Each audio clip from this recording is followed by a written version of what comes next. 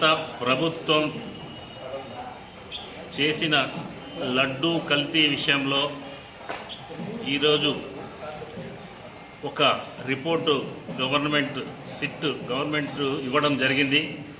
అందులో భాగంగా ఈరోజు రాష్ట్రమంతా కాదు దేశమంతా కూడా భక్తుల మనోభావాలు దెబ్బతీస్తూ రసాయనిక కల్తీ లడ్డును తయారు చేసి ప్రజల ఆరోగ్యాలను వారి యొక్క విశ్వాసాన్ని నమ్మకాన్ని నాశనం చేసే విధంగా గత పాలకులు చేయడం జరిగింది.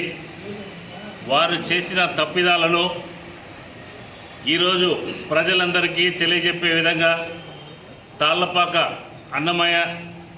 అన్నమాచార్యుల వద్ద నుండి మేము అందరం కూడా ఒక నిరసన వ్యక్తం చేస్తూ ఇలాంటి తప్పులు ముందు జరగకుండా భక్తుల మనోభావాలకు దెబ్బతీయకుండా వెంకటేశ్వర స్వామి కలియుగ దైవమైనటువంటి వెంకటేశ్వర స్వామి వారికి అపచారం జరగకుండా అన్ని ప్రభుత్వాలు వీటిని చాలా తగు జాగ్రత్తలు తీసుకొని ఈ కల్తీ నెయ్యి కొవ్వు పదార్థాలు ఉండేట్టుగా లేకుండా స్వచ్ఛంగా లడ్డూలు తయారు చేసి ప్రజలకు అందించే విధంగా భక్తులకి అందించే విధంగా అలాగే వారి ఆరోగ్యాలను వారి యొక్క నమ్మకాన్ని చూరగొని ప్రజల్లో వెంకటేశ్వర స్వామి మీద విశ్వాసాన్ని పెంపొందించే విధంగా అన్ని ప్రభుత్వాలు చేయాల్సిందిగా కోరుకుంటున్నాను.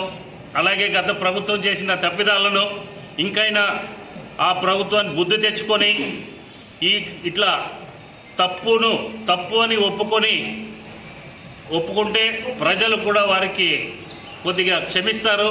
అలాంటి పనులు ఇంకా ముందు చేయకుండా ఏ ప్రభుత్వం కూడా ఈ వెంకటేశ్వర స్వామి విశ్వాసాన్ని పొందవలసిందిగా కోరుతున్నాను.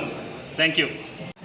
మరి అత్యంత విశేషమైన భక్తి శ్రద్ధలు అన్ని దేశాల వాళ్ళు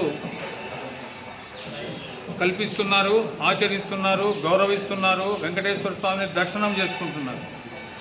అలాగే తిరుమల ప్రసాదము అంటే అత్యంత పవిత్రంగా ప్రపంచ ప్రజానికమంతా చూస్తూ ఉంది, అన్ని దేశాల వాళ్ళు, అన్ని మతాల వాళ్ళు. అటువంటి పరిస్థితిలో అత్యంత పవిత్రమైనటువంటి స్వామివారి యొక్క ప్రసాదం కల్తీ అయిందనే సమాచారమే మన దేశానికి అప్రతిష్ట. అత్యంత పవిత్రమైనటువంటి లడ్డూ ప్రసాదము అపవిత్రమైంది, కల్తీ జరిగిందన్నటువంటి ఒక సమాచారమే మన దేశానికి, మన జాతికి, భారతీయతకు అన్నిటికీ కూడా ఒక అప్రతిష్ట, ఒక అగౌరవం.